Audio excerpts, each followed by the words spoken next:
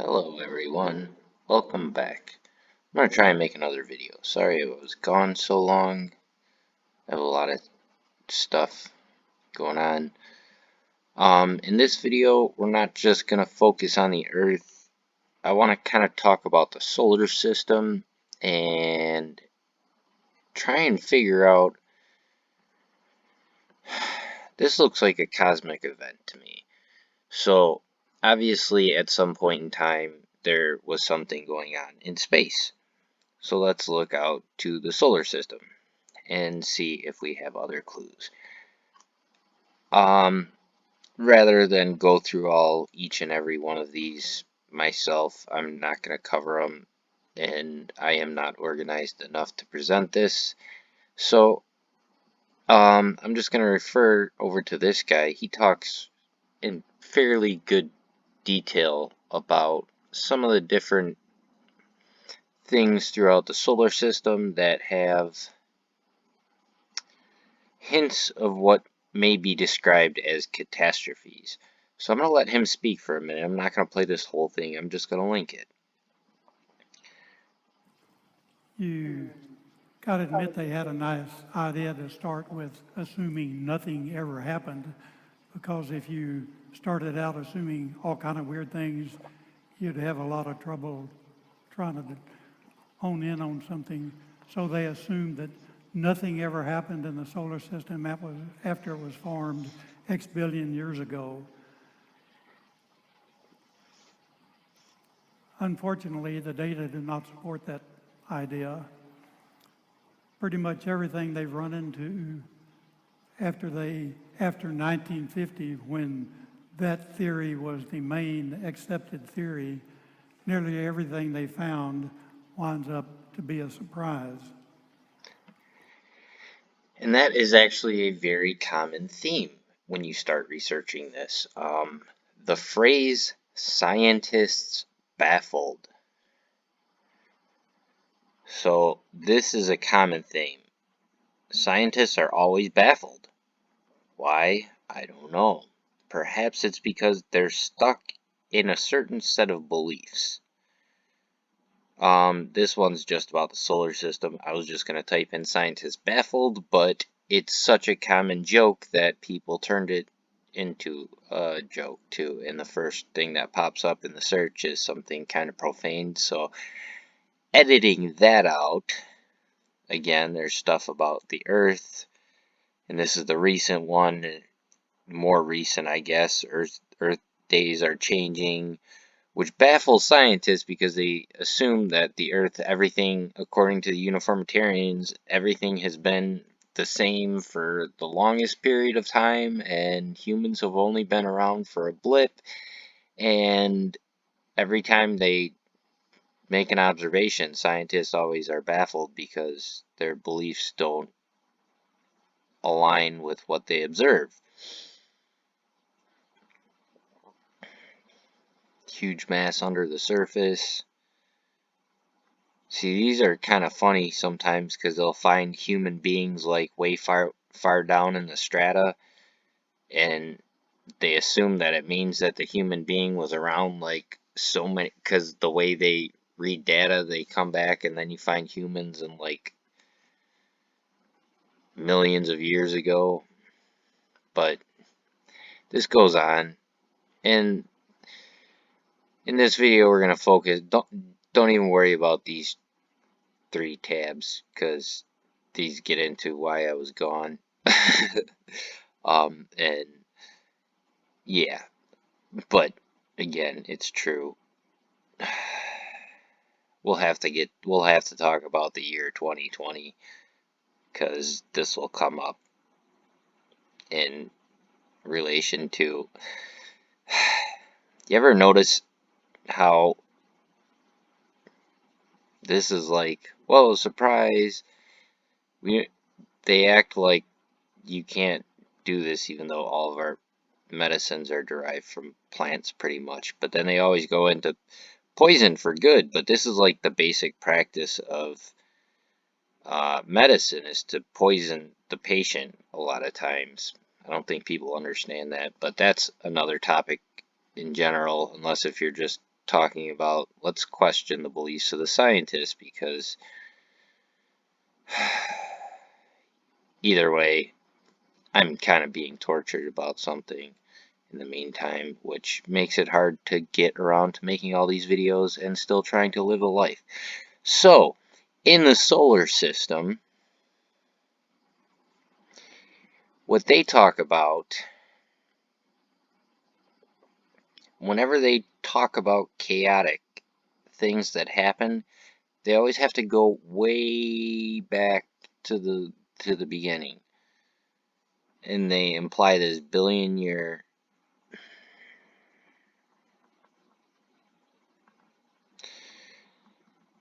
And it gets really frustrating when you actually consider that just the possibility, just the possibility that this didn't all form like they say it did 4.5 billion, 6 billion, whatever, how many billion years ago they said. Just think that they don't even want to admit that there's another way that this could possibly happen, because they've been telling this to kids. When you type in the early form,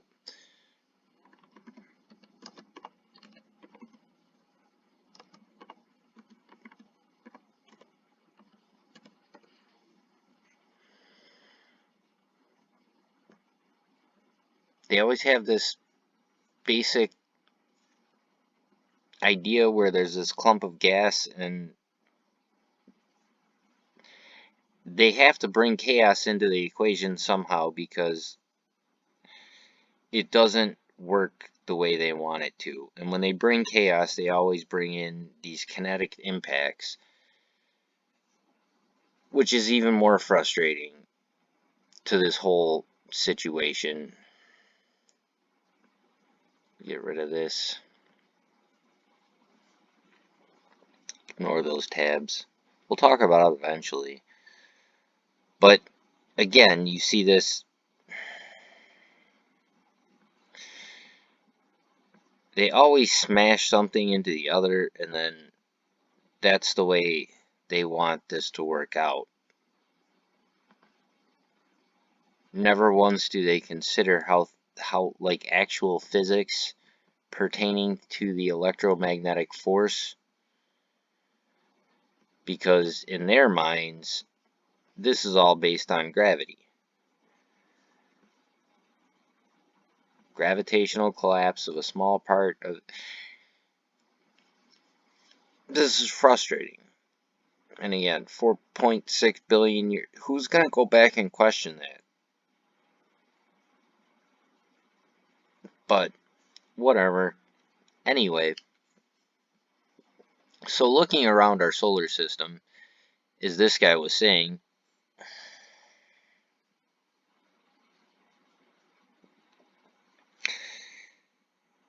there's a lot of things to consider. He starts on Mercury, which I'm so anxious to talk about this planet, and this video is technically a precursor, so. But he goes on about Mercury, comes on to Venus, and there's a lot of things. Like, this whole video is just, there's so many things in the solar system to consider. I'm going to jump and play a little bit of his end here. You got rings around Saturn. I mean, technically, a lot of these gas giants have rings around them. But you have rings around Saturn. You have two sets of comets going from Saturn around the Sun and then Jupiter around the Sun. The Jovian comets and the Saturnian comets. You have a giant red spot on Jupiter. You can see it right there.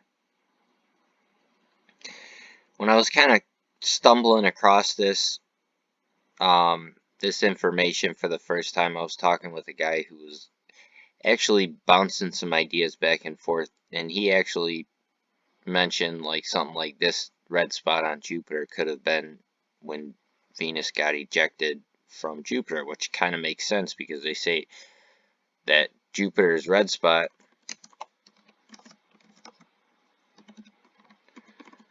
is like,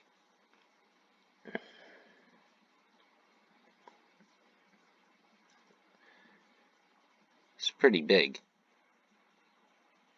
10,000 miles, large enough to engulf the Earth. So, but this might actually have been some kind of gouge, and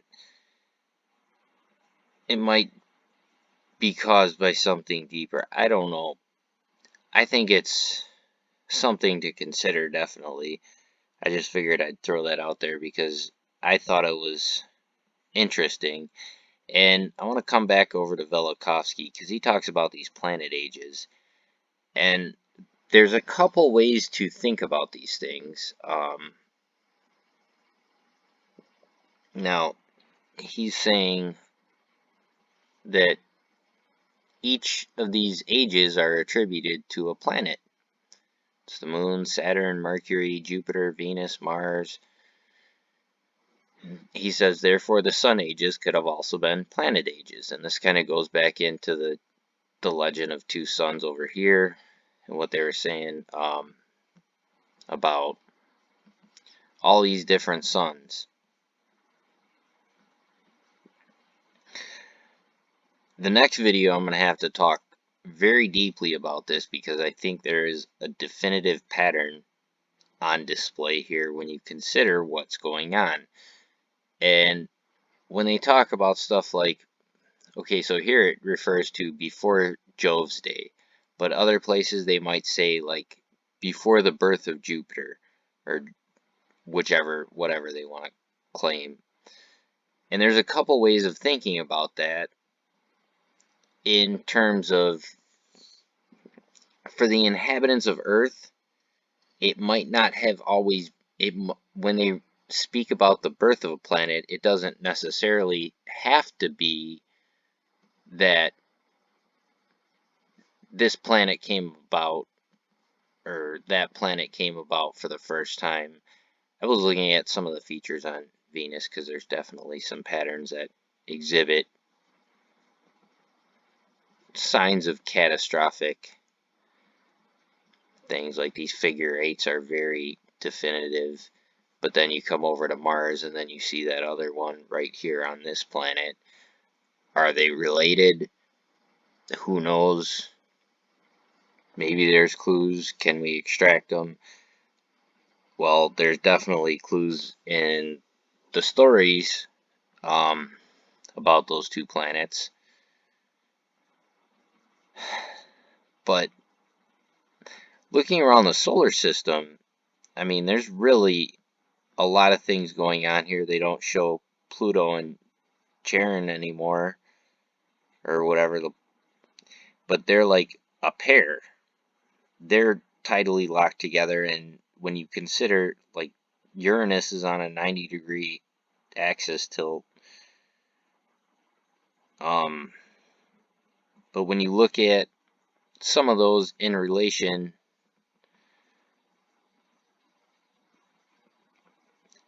if you look at Uranus in relation to Pluto, I should bring that up too. Might as well.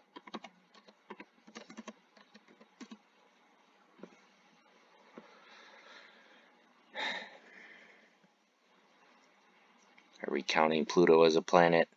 We'll figure it out. Here's one. Okay, so Pluto's knocked over on its side. And when you consider the difference between these two, it's almost like the difference between these two, sort of. It's that, like the 23-degree, 25-degree, something in that range, 26.7, something in that range, 28.3. These are all arranged in a similar fashion to where something might have happened. But then with Pluto, it looks like it's arranged in an additional, whatever happened here got happened over here, but it might be somehow related to this. This definitely looks like something happened, but who knows? This obviously looks a little bit like there's your pole flip, but the only difference is it's So it's not continuous. What, like, we had up, down, up, down, up, down. This is almost tidally locked, but it's, if you consider the electromagnetic force, it kind of explains some of these things. You just have to think about it different than gravitational only. I like what he says right around here, and I wanted to play this. Everything in 1950, we assumed they would all have been formed the same way. And so we're surprised that one of them's a lot darker than the other one. If you assume nothing happened, that doesn't mean nothing happened. And if the data doesn't fit your assumption, then maybe you should be thinking about something else. And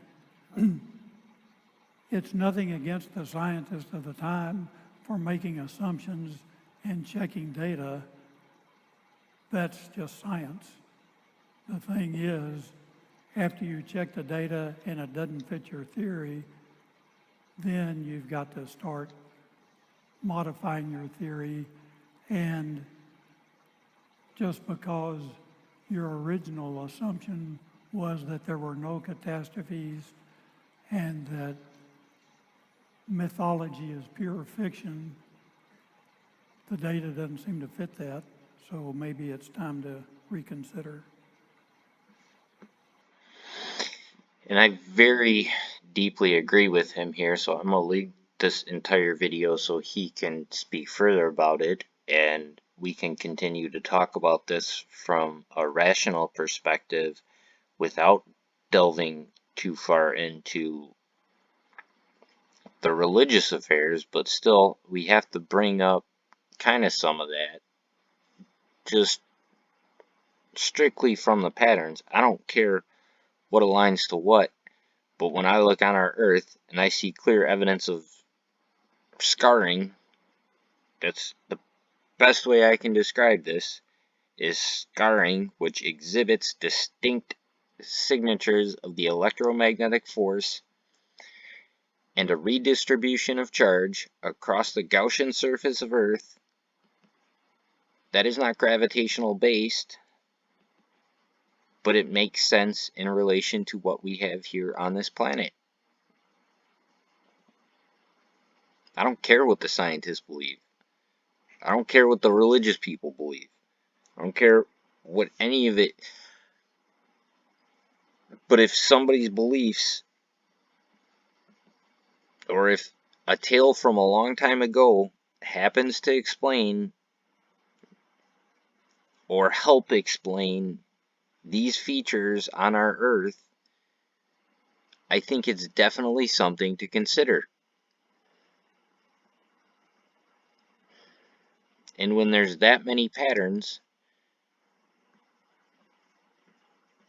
you gotta start looking at this not as a matter of belief, is just, okay, here are the facts. Do we have tails?